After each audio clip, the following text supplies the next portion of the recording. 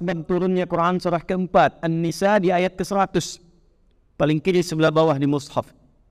Dulu ada orang banyak berbuat maksiat, khatam maksiat, berumur dengan dosa, dia ingin bertobat. Maka dia datang pada seorang syekh. Kata syekh itu, pergilah ke Ustaz Fulan, Kiai Fulan, karena ia yang pantas dan layak membimbingmu. Nah, ini ada adab, ya, dalam ta'lim, dalam mengajar di antara kalangan ustaz, kiai, syekh, saling merekomendasikan pada guru-guru yang layak untuk mengajar. Kalau di sini ada pakar Quran, jamaah ingin belajar hadis, referensikan pada ustaz yang ahli hadis, referensikan pada ustaz yang ahli fiqih, sehingga setiap jamaah mendapatkan bagian dari apa yang didapatkannya. Maka berangkat orang itu, di pertengahan tertiba kemudian, belum sampai ke tujuan, jaraknya persis tengah-tengah lebih sejengkal. Datanglah maut menjemputnya. Anda bayangkan, di pertengahan dia berangkat ingin taubat, kalimat taubatnya mendatangkan cinta Allah. Jadi taubat itu di antara amalan yang mempercepat datangnya cinta Allah. Dalilnya Quran surah kedua Al-Baqarah di ayat 222. Innallaha yuhibbut tawwabin. Sungguh Allah sangat mencintai pelaku maksiat yang mau bertobat. Jadi kalau Anda ingin bikin status di Instagram, ya, Allah sangat mencintai pelaku maksiat yang gemar bertobat dibandingkan orang soleh yang tidak pernah merasa salah. Bikin status tuh, ya. Dia tobat dengan langkahnya. Jadi begitu dia sampai di pertengahan jalan, karena taubatnya menggugurkan dosanya, setengah jengkalnya itu mendatangkan amalan malu. Di begitu taubat, dosa gugur semua. Sejengkal itu melahirkan amalan baru. Maka ditetapkanlah ia sebagai penghuni surga.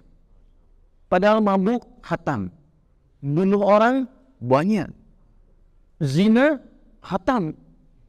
Tapi dengan taubatnya mendatangkan cinta Allah, taubatnya nasuha, amalan cuma sejengkal masuk surga. Dari kisah itu turun ayat, وَمَنْ يُهَاجِرْ فِي سَبِيلِ اللَّهِ يَجِدْ فِي الْأَرْضِ مُرَاغَمًا كَثِيرًا وَسَعًا وَمَنْ يَخْرُجْ مِنْ بَيْتِهِ مُهَاجِرًا إِلَى اللَّهِ وَالرَّسُولِ ثُمَّ يُدْرِكْهُ الْمَوْتُ فَقَدْ وَقَعَ أَجْرُهُ عَلَى اللَّهِ.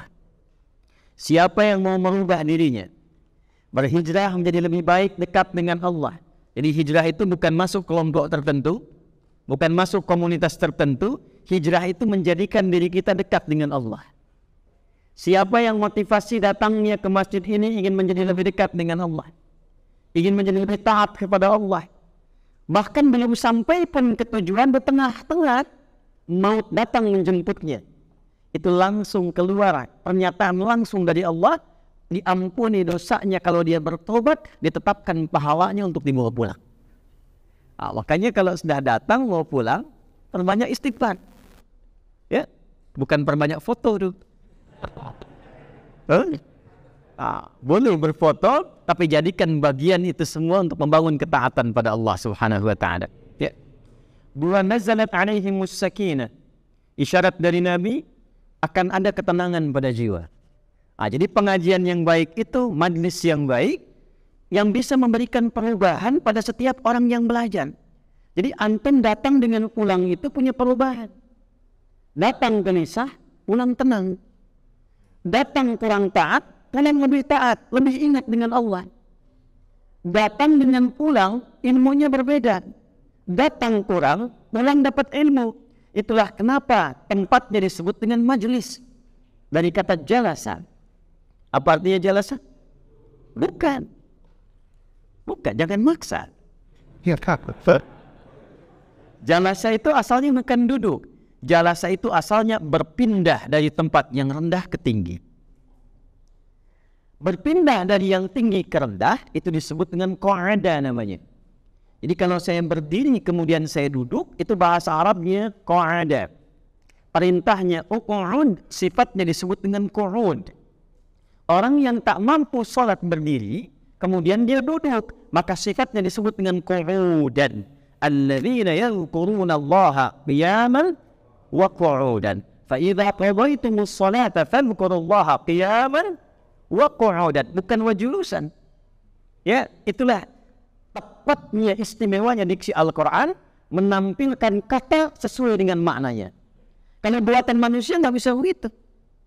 Sebab kalau berpindah rendah ke tinggi, Anda di bawah duduk di karpet. Saya minta pindah ke kursi lebih tinggi. Maka orang Arab akan mengatakan tafadhal ijlis. Sifatnya julus, tempatnya majlis. Jamaknya majalis. Kenapa tempat belajar disebut dengan majlis? Majlis ilmu, majlis ta'lim. Karena ada isyarat dari Quran. Kalau datang ke tempat ngaji itu, mesti mengangkat derajat kita dari sebelumnya yang rendah jadi lebih tinggi. Itulah majlis yang di-share. Itulah majlis yang diluaskan informasinya. Karena merubah keadaan diri kita dari yang rendah menjadi lebih tinggi di hadapan Allah Subhanahu wa ta'ala. Itu yang dimaksud Quran surah ke-58 ayat yang ke-11. Ya ayyuhalladzina amanu. Hai semua orang yang beriman tanpa kecuali. Yakni disebutkan 361 kali dalam Al-Quran, memanggil yang dekat, menengah dan jauh. Nida'ul qarib, mutawassit wal ba'id.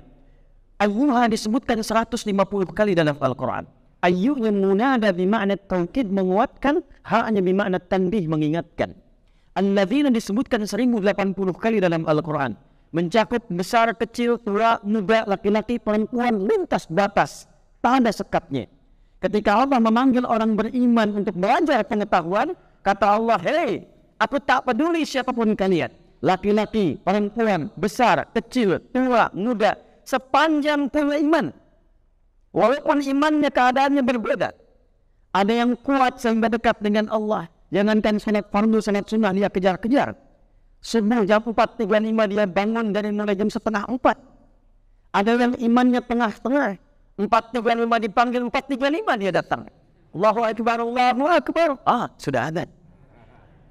Ada yang imannya lemah sehingga jauh dari Allah. Dipanggil 4.35 baru tangan 5.34. Itu pun belum ingat salat. Ya. Kata Allah, datang belajar majalis. Idza qila lakum tafassahu fil majalis. Jamak dari majlis. Apa yang diangkat? Lihat ujung ayatnya.